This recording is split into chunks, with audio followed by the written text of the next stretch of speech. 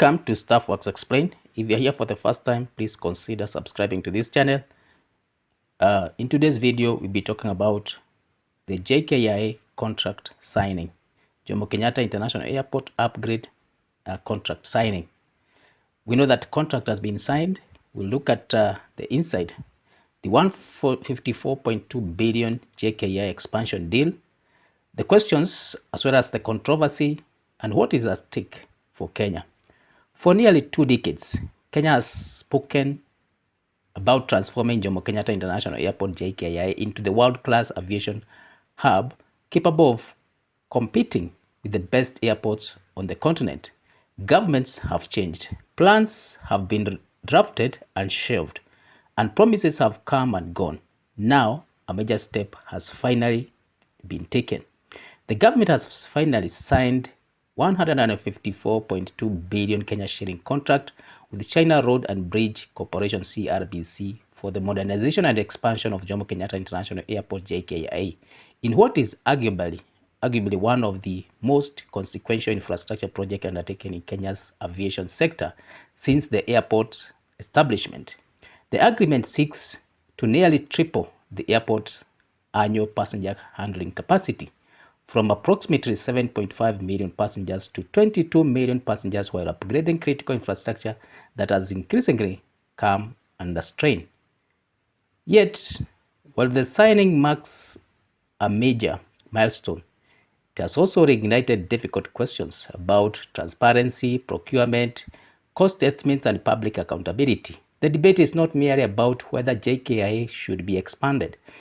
Few serious observers dispute that necessity. The real question is whether Kenyans are getting value for money, whether the procurement process has inspired insufficient public confidence, and whether the government's institutions have been adequately transparent from the beginning. Let's start by asking ourselves why Jkia can no longer afford to stand still. The case of upgrading Jkia is strong. The airport serves as Kenya's primary international gateway and remains the backbone of country's tourism, trade, logistics, and aviation industries. Over the years, the passengers' growth has significantly outpaced infrastructure improvement. Congestion during peak hours has become commonplace. Aircraft parking capacity is stretched. Terminal facilities are aging, and operational inefficiencies have become increasingly visible.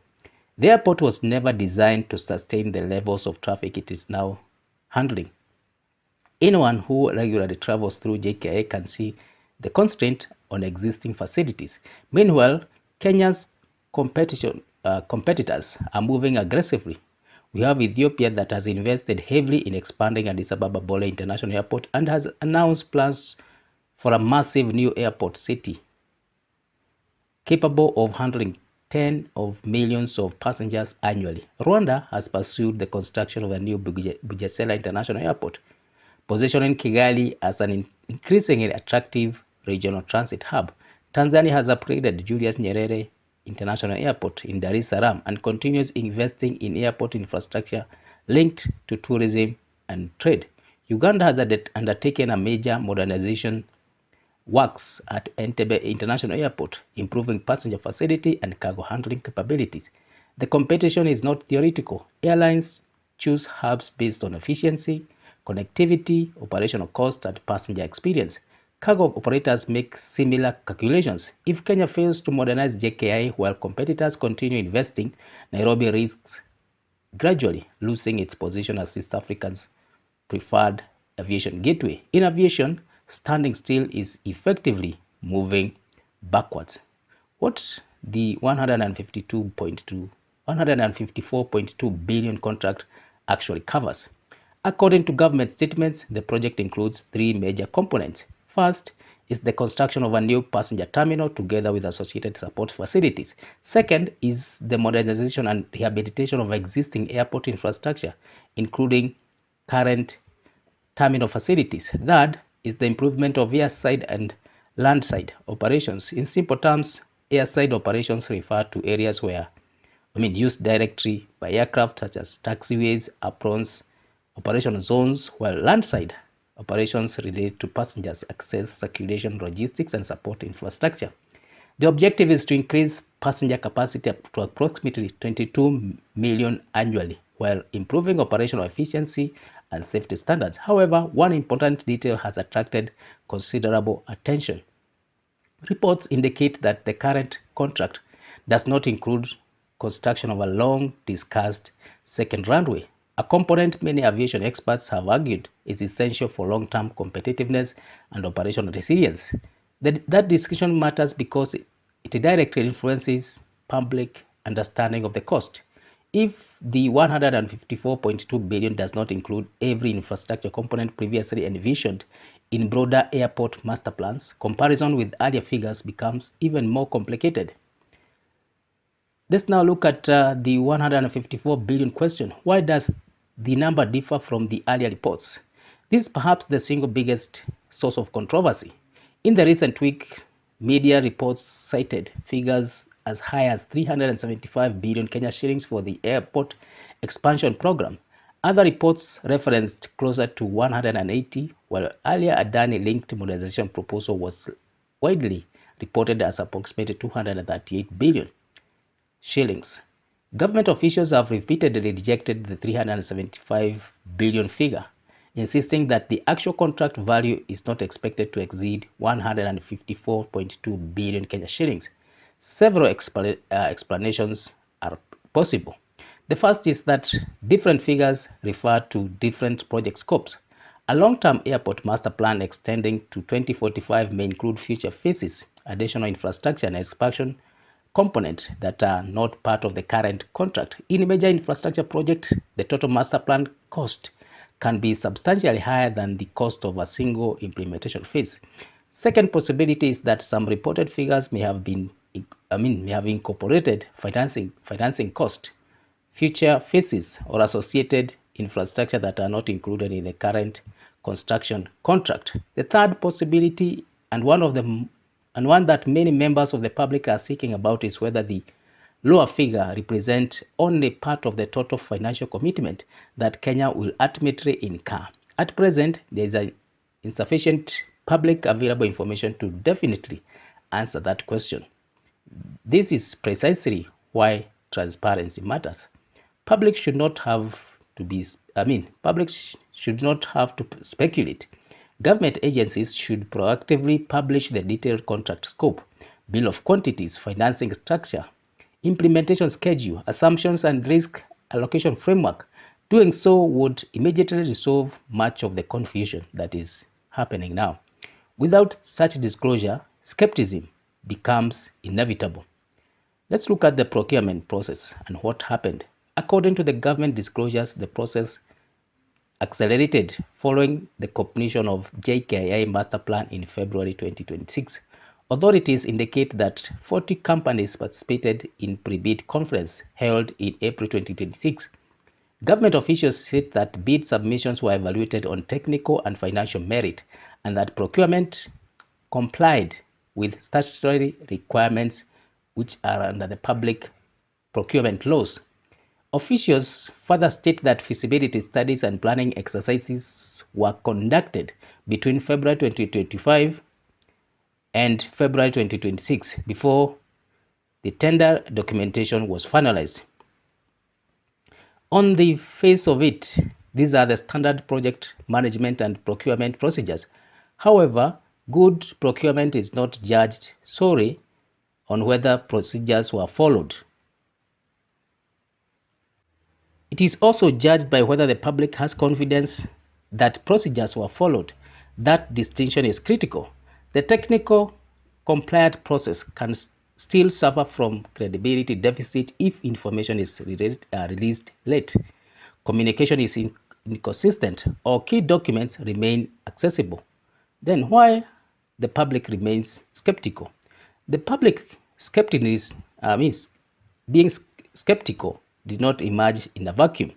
It is rooted in Kenya's recent history of mega projects where initial cost estimates changed, contract details emerged long after discussions were made, and public participation often appeared secondary to political announcement. The shadow of failed Adani proposal still looms large over JKIA. The Adan-linked proposal generated intense public oppositions, legal challenges, and political controversy before eventually being terminated. The proposed agreement became a symbol of broader concerns about transparency, strategic national assets, and foreign involvement in critical infrastructure. When another large airport deal emerged soon afterwards, many citizens naturally approached it with suspicion. Public trust, once damaged, is difficult to rebuild. Government officials have dismissed allegations linking controversial external actors to the procurement and insist the process has been conducted fairly. No publicly available evidence has emerged demonstrating that the procurement was improperly awarded. However, absence of evidence is not the same as public confidence. Confidence is earned through openness. Let's look at why the government appear to be reactive rather than proactive. These questions extend beyond JKIA. One of the recurring criticisms directed at government institutions is that explanations frequently come after controversy has erupted. In this case, significant clarifications regarding project costs, procurement procedures, and project scope only gain prominence after media reports, public debate, and public criticism intensify. From a project management perspective, that approach is problematic. Best practice requires stakeholder engagement from the earliest stage of the project development. Stakeholders include taxpayers, airlines, airport workers, investors, regulators, and broader public.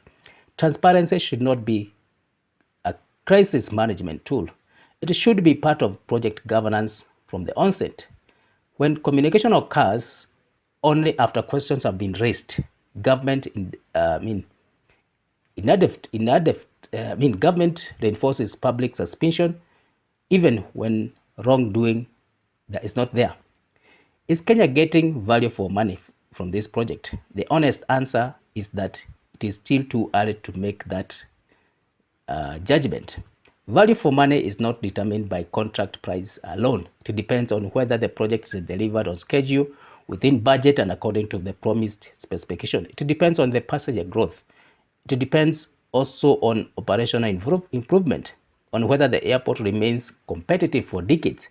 If the project successfully increases capacity to 22 million, improves operational efficiency, attracts additional airlines, boosts cargo throughput, and also strengthens Nairobi's position as a continental hub, the economic benefits could be substantial. Conversely, if costs escalate, timelines slip, or critical components are deferred indefinitely, the value proposition becomes weaker. At this stage, the project should be viewed as a strategic investment whose ultimate success will depend on execution rather than announcement. Let's look at the bigger picture. What Kenya stands to lose. Kenya's aviation leadership is not guaranteed. For years, Nairobi's geographic position and strength of Kenya Airways helped establish JKI as a natural East African premier hub. But geography alone is no longer enough. Modern aviation is increasingly driven by infrastructure quality, passenger experience, digital systems, cargo efficiency, and airport capacity. Ethiopia, Rwanda, Tanzania, Uganda, and other countries in the region seem to understand this clearly. Each is investing heavily to capture a large share of regional aviation traffic. If Kenya delays modernization, airlines and passengers will not wait. Traffic naturally gravitates towards the most efficient hubs. Cargo follows efficiency. Investment follows connectivity. Jobs follow investment. This is why, despite legitimate questions about cost and governance, Kenya cannot afford to ignore JKIA's infrastructure challenges. The cost of inaction may ultimately exceed the cost of expansion. In conclusion, we can say that the signing of the 154.2 billion JKI modernization contract represents one of the most significant infrastructure decisions Kenya has made in recent years. It reflects a recognition that country's principal airport can no longer rely on past advantages, while competitors rapidly modernize. The need for expansion is clear. The strategic rationale is compelling. The regional competitiveness is threat is real. Yet, necessity alone does not eliminate the obligation for transparency. The government has made a strong case for why JKIA's airport must be upgraded. It now has an equally important responsibility to convince Kenyans that every shilling will be spent prudently, that procurement decisions were beyond reproach, and that the public is receiving full disclosure of the project costs, risks, and expected benefits. Ultimately, the success of this project will not be measured by this contract signing ceremony, the artist's impression, or the political speeches that accompany it. It will be measured by whether years from now, Kenyans can point to a modern, efficient, competitive airport and confidently say that they received the value for money. That's the standard by which this project should be judged. Thank you.